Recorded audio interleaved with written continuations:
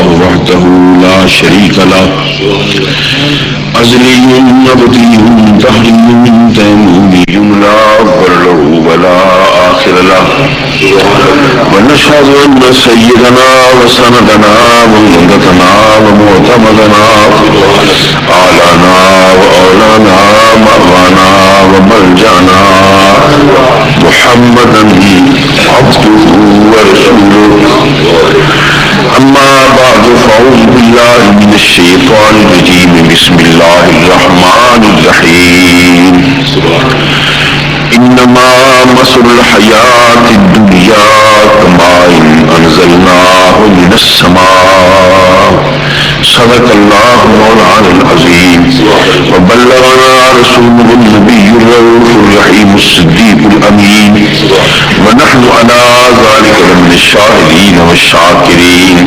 والحمد لله رب العالمين.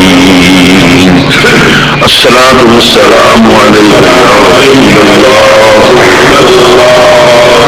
الصلاة والسلام عليك يا حبيب الله. اللہ تعالی جل مجدہ کی حمد و ثنا حضور سید عالم صلی اللہ علیہ مبارک وسلم کی ذات بابرکات پر ہدیہ درود و سلام کے بعد خدا کرے حاضری قبول ہو. پچھلے جمعے یاد ہوگا دوستوں کو صبر کے عنوان پر باتیں تھیں اور عجیب اتفاق ہے کہ اس جمعے میں صبر کرنے کا حکم ہو گیا. حضرت مولانا شاہ احمد مرادی رحمۃ اللہ علیہ کا انتقال یہ ایک بہت بڑا عالمی صدمہ ہے. خدا انہیں غنی کے رحمت فرمائے. اس نسبت سے یہ آیا پاک یاد آئی. ارشاد ہوتا ہے انما مثل الحیات الدنیا کماء انزلناہ من السماء.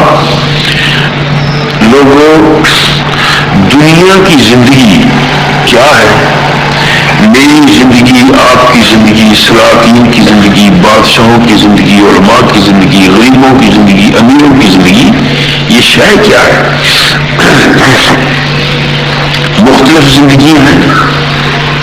کسی کی زندگی کسی حال میں گزرتی ہے، کسی کی کسی میں، مگر حیات دنیا ہے کیا شے؟ تو رب قدوس مجھے آپ کو دنیا کی زندگی کا درس دیتا ہے، مثال دیتا ہے کہ یہ کیسی ہے. یہ تو ظاہر ہے کہ میں نے اپنے آباء و اجداد کو دیکھا، چلے گئے، آپ نے دیکھا آئے دن بڑے بڑے عظیم آدمی دنیا سے جا رہے ہیں. آج حضرت مولانا جو ایک عالمی شخصیت تھے رحمۃ اللہ علیہ، ان کا انتقال ہے. تو فرمایا انما مثل الحیات الدنیا. لوگوں دنیا کی حیاتی کی مثال، دنیا کی حیاتی، حیات دنیا کی مثال، یہ جو لفظ ہے حیات دنیا کی مثال، اس سے اشارہ ہے کہ دنیا کی حیات بھی ہے اور کوئی اور بھی ہے. ورنہ صرف اتنا ہوتا ہے کہ حیاتی کی مثال، تمہاری زندگی کی مثال کیا ہے یہ ذکر ہو جاتا، مگر صرف یہ نہیں فرمایا کہ تمہاری زندگی کی مثال، فرمایا دنیا کی زندگی کی مثال. معلوم ہوتا ہے اور بھی زندگیاں ہیں، مگر ہم تمہیں دنیا کی زندگی کی بات کرتے ہیں. اور زندگیاں اور کتنی ہیں؟ اب تو میری زندگی کا معاملہ، میری حیات کا مسئلہ اگر پوچھا جائے کہ میں کب سے ہوں تو اس کا اندازہ ہی نہیں. لاکھوں سال پہلے، کروڑوں سال پہلے رب کائنات نے جب یہ فرمایا تھا الستو بربکم، نہ آسمان ہے، نہ زمین ہے، نہ عرش ہے، نہ کرسی ہے، نہ لوح ہے، نہ قلم ہے، اس عالم میں حکومت الستو بربکم، بتاؤ کیا میں تمہارا رب نہیں ہوں؟ یہ کنے کہا تھا؟ میں تو تھا نہیں، آپ تھے نہیں، میرے بابا نہیں تھے، میرے تایا نہیں تھے، میرے رشتے دار نہیں تھے، دوست نہیں تھے. یہ کیوں حکم ہو رہا ہے؟ کیا میں تمہارا رب نہیں؟ معلوم ہوتا ہوتا ہے کہ اس وقت بھی میں بھی تھا آپ بھی تھے. یہ الگ بات ہے کہ مجھے پتا ہو یا نہ ہو, وہ مرحلہ مجھے یاد آئے یا نہ آئے, مگر یہ تو حقیقت کی سیاحت سے سمجھاتی ہے کہ کیا میں تمہارا رب نہیں؟ اگر میں اور آپ تھے تو تبھی تو اس نے فرمایا کہ بتاؤ میں تمہارا رب ہوں یا نہیں. اگر میں آپ نہیں تھے تو یہ وہ پوچھ کس سے رہا کہ بتاؤ میں تمہارا رب ہوں یا نہیں. اب جواب دیا گیا ہے قالوا بلا, سب نے کہا کہ ہاں یا اللہ تو ہمارا رب ہے. اگر آگے کوئی ہے نہیں, نہ میں ہوں نہ آپ ہیں نہ ہمارے آباء و اجداد ہیں, کوئی انسان آگے نہیں ہے, تو یہ جواب کون دے رہا ہے؟ بلا یا اللہ بالکل تو ہمارا رب ہے. معلوم ہوا میرا وجود آپ کا وجود, میری حیاتی آپ کی حیاتی, مولانا نورانی کی حیاتی, ہمارے بزرگوں کی حیاتیاں یعنی اس وقت بھی تھی, مگر اس کیف کا پتہ نہیں کہ وہ کیسی صورت تھی. ہے ضرور جب یہ میں نے کہا ہے کہ ہاں اللہ تو ہمارا رب ہے, تو عیب میں نے اور آپ نے کر لیا. وہ حیاتی وہ تھی, وہ بھی ایک حیاتی ہے. پھر میری روح کی یہ زندگی گزرتی رہی ہے. پھر میرے اور بھی ایک دور آیا ہے, میں ماں کے پیٹ میں بھی میں نے ایک زندگی گزاری ہے, وہ بھی حیران کن زندگی ہے. لوگ کہتے ہیں کہ ہوا کے راستے بند ہو جائیں تو آدمی دم گھٹ کر مر جاتا ہے. صاحب اس کمرہ یہ ہوادار نہیں تھا, مگر وہ کمرہ جس میں میں رہا ہوں آپ رہے ہیں وہ اتنا ٹائٹ قسم کا کمرہ کہ اب ہوا کا تصور بھی وہاں نہیں ہے. مگر میں مرا نہیں, آپ نہیں مرے, ہم جیتے رہے اور جیتے جاگتے ہی اس کمرے سے باہر آئے ہیں. یہ بھی ایک زندگی ہے. اور وہ بظاہر محسوس ہوتا ہے کہ میری ماں کا پیٹ ایک چھوٹا سا کمرہ تھا, مگر نہیں, اتنا وسیع ہے. میرے لیے کھیلوں کا میدان بھی وہی ہے, کھانے پینے کا میرا نظام بھی وہی ہے, میرا ریسٹ ہاؤس بھی وہی ہے, ہوٹل کا نظام بھی وہی ہے. کون سا میرا کام ہے جو وہاں نہیں ہوتا؟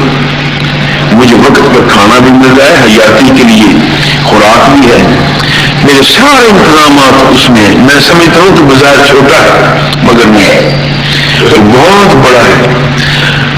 مگر اعتبار مجھے اس وقت یہ اعتبار مجھے آتا کیوں نہیں؟ جب تک آگے دیکھ نہیں لیتا اس وقت تک پچھلی یاد پر کوئی اطمینان نہیں ہوتا. جب میں نے اپنی ماں کے پیٹ سے کمرے میں جنم لے لیا, کمرے میں آیا تو مجھے محسوس ہوا کہ یہ کمرہ جو 15-20 فٹ مربع کا کمرہ ہے, یہ تو بہت کمرہ, بہت بڑا کمرہ ہے. میں نے اس میدان سے اس میدان کو سمجھا کہ یہ میدان میرے کمرے والا وسیع ہے, اس سے بڑا ہے. مگر اس سے بڑا میرے تصور میں نہیں تھا کہ میرے اس کمرے سے بڑا بھی ہے. جیسے ماں کے پیٹ میں میرے تصور میں نہیں تھا کہ اس سے زیادہ کا میدان ہے. جب کمرے میں آیا تو مجھے محسوس ہوگا کہ یہ بڑا میدان ہے. اب کمرے سے باہر شہر میں بازار میں نکلا تو مجھے محسوس ہوا کہ میرے کمرے سے زیادہ وسیع ہی ہے. وہ دیکھا تو پتا چلا, پہلے علم نہیں تھا. اور جس کے بعد جب میں نے کوئی پارک دیکھا اپنے شہر کا, کوئی اور بڑی جگہ دیکھی, محسوس ہوا کہ یہ اس سے بھی بڑا ہے. اپنے شہر میں گھوما تو مجھے پارک سے شہر بہت بڑا وسیع ہوا معلوم ہوا. اپنے شہر سے نکل کر جب میں لاہور پہنچا تو مجھے ساہیوال چھوٹا سا لگا, مگر جب تک میں نے لاہور دیکھا نہیں میں مانتا نہیں تھا. جب دیکھا ہے تو پھر مجھے یقین ہوا کہ ساہیوال چھوٹا ہے اور لاہور بڑا ہے. اب وہی رہتا ہوں. لاہور کو ہی میں نے سمجھا کہ بہت بڑا ہے, اس سے بڑا کوئی مکان نہیں ہو سکتا. مگر جب میں کراچی گیا تو مجھے یقین ہو گیا کہ لاہور چھوٹا ہے, کراچی بڑا ہے. کراچی کی وسعت کو دیکھ کر جب سارے ملک میں گھوما تو پتا چلا کہ ملک بڑا ہے, کراچی تو چھوٹی سی شہر ہے. جب اپنے ملک میں کنواں سے بڑا جانا، مگر جب باہر نکلا سمندر سے پار گیا، لندن کو دیکھا، دوسرے تیسرے بڑے شہروں کو دیکھا تو پھر مجھے محسوس ہوا، باہر کے ملکوں کو دیکھا تو محسوس ہوا۔ اسی طرح یہ مثال کے طور پر بتا رہا ہوں کہ جب تک میں بڑی چیز دیکھ نہیں لیتا اس وقت تک مجھے یقین نہیں آتا۔ اب ساری دنیا کو میں نے دیکھا، آپ نے دیکھا کہ بہت بڑی وسیع ہے دنیا، یہ دنیا حیات دنیا ہے، دنیا کی حیات ہے جو بہت بڑی پھیلی ہوئی ہے، بہت بڑی وسیع ہے۔ اب مجھے آگے کا پتہ نہیں، ہم کہتے ہیں کہ یار خیال کرو، آخرت کا خیال کرو، قبر کا خیال کرو، تو میں جھجک جاتا ہوں کہ صاحب قبر کیسے وسیع ہوگی، وہ تو تنگ سی قبر ہے، میرا گزر وہاں کیسے ہوگا؟ یہ ساری معاملات حضور صلی اللہ علیہ وسلم نے ارشاد فرمایا، مومن کی قبر کو حد نگاہ تک وسیع کر دیا جاتا ہے۔ سبحان اللہ، ماشاءاللہ۔ اگر میرا اللہ پر ایمان ہے اور میں ایمان کے ساتھ دنیا سے جا رہا ہوں تو پھر میری قبر کا یہ عالم ہے کہ حد نگاہ تک وہ قبر وسیع ہوتی ہے۔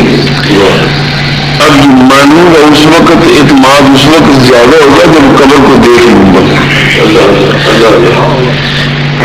وہ سمجھا کہ یہ بہت بڑی ہے، یہ دنیا سے بڑا وسیع مجھے معلوم ہوا۔